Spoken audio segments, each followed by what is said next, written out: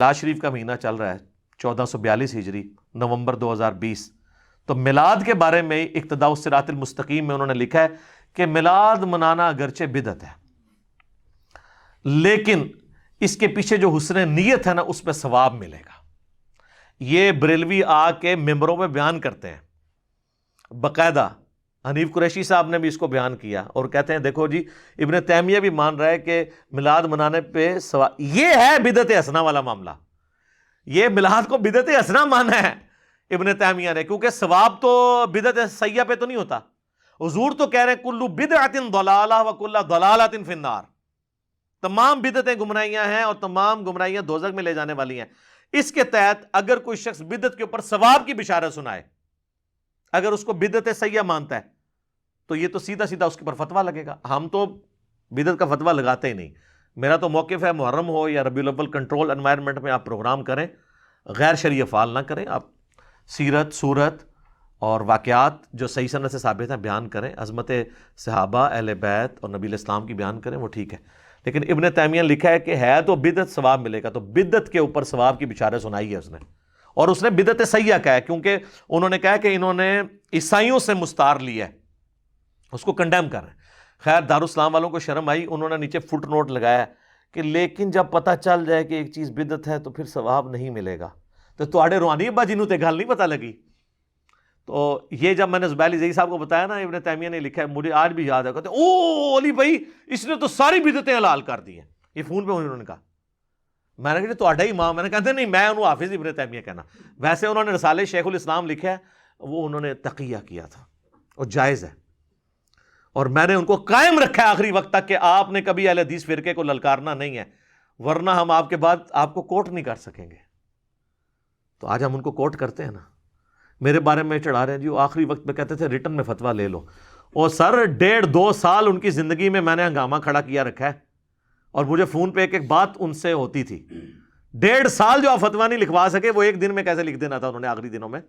وہ مجھے کہتے تھے کہ میرے پیچھے پڑے ہوئے ہیں کہ فتویٰ لکھ دو, تو میں ان کو بار بار کہتا ہوں وہ جو کربلا والی حدیثیں علی نے لکھی ہیں تم جواب دو نا ان کے, مجھ سے فتویٰ کیوں لکھواتے ہو؟ میں تو اہل حدیث ہوں, تو اہل حدیث کس طرح حدیث لکھنے کے اوپر فتویٰ لگا دے؟ اور اس نے تو فارم بھی نہیں اپنا اوپر لکھا. مجھ سے کہتے فارم لکھو, یعنی وہ آپ حدیث کوئی آئے تو میں اس کے اوپر فارم لکھ دوں. مثلا صحیح بخاری کی حدیث ہے جو 2812 کہ عمار کو باغی جماعت قتل کرے گی, عمار ان کو جو ہے وہ اللہ اور جنت کی طرف بلائے گا, وہ جماعت دوزخ کی طرف بلائے گی. اگر اس کے اوپر میں فارم لکھ دوں کہ حضرت عمار ابن یاسر کو قتل کرنے والی جو جماعت تھی فلاں فلاں فلاں, وہ دوزخ کی طرف بلانے والی باغی جماعت تھی. اب یہ سارے الفاظ میں بولوں تو انہوں نے اوپر والے الفاظ پڑھ کے کہنا ہے یہ دوستی کہتا ہے, تو ہم نے تو حدیث کے اوپر فارم لکھے ہی نہیں ہے. آپ تو خود کہتے ہیں صحیح حدیث ہی ہمارا فارم ہے, تو اس حدیث میں جو فارم نکل رہا ہے وہ آپ لے لیں.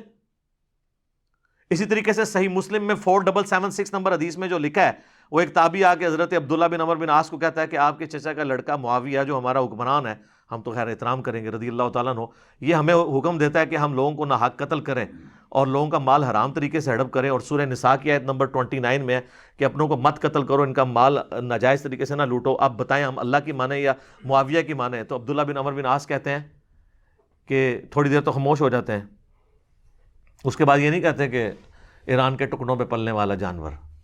وہ اس تابعی کی رسپیکٹ کرتے ہیں, کہتے ہیں کہ بھئی معاویہ کی اطاعت کرو جس میں وہ اللہ اور اس کے رسول کے مطابق چلائے, جہاں وہ اللہ کی نافرمانی کرے تم اس کی نافرمانی کرو. اب اس حدیث کے اوپر میں کیا باب باندھوں گا کہ فلاں فلاں فلاں فلاں کام کرنے کا حکم دیتے تھے, تو انہوں نے اوپر ہیڈنگ پکڑ لینی ہے, حدیث کو چھوڑ دینا ہے. تو سر میں چونکہ سب کے ساتھ رہا ہوں, مجھے پتہ ہے کہ کس کو کس طریقے سے ٹیکل کرنا ہے. ہم نے حدیثیں لکھی 200 کربلا کے اوپر, واقعہ کربلا کا حقیقی پس منظر, 72 صحیح الاسناد حدیث کی روشنی میں, 5 بی ریسرچ پیپر جس میں 200 روایتیں, عربی میں بھی, اردو میں بھی, انگلش میں بھی, ہندی میں بھی.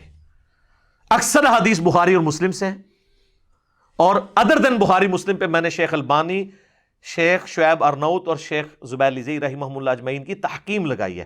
کوئی ایک حدیث نہیں اس پہ آپ انگلی رکھ سکیں گے اس کو تو کسی محدث نے بھی صحیح نہیں کہا, نکالیں.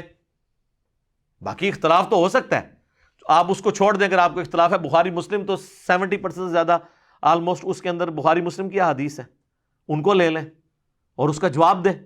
وہ جواب نہیں ہے, بس یہ لوگوں نے حدیثاں دسدا ہے, تو وہ ریسرچ پیپر آپ مفت ڈاؤن لوڈ کریں ہماری ویب سائٹ اہلسنتپاک.com سے. اگر ہارڈ کاپی منگوانی ہے وہ بھی مفت آئے گی، صرف 300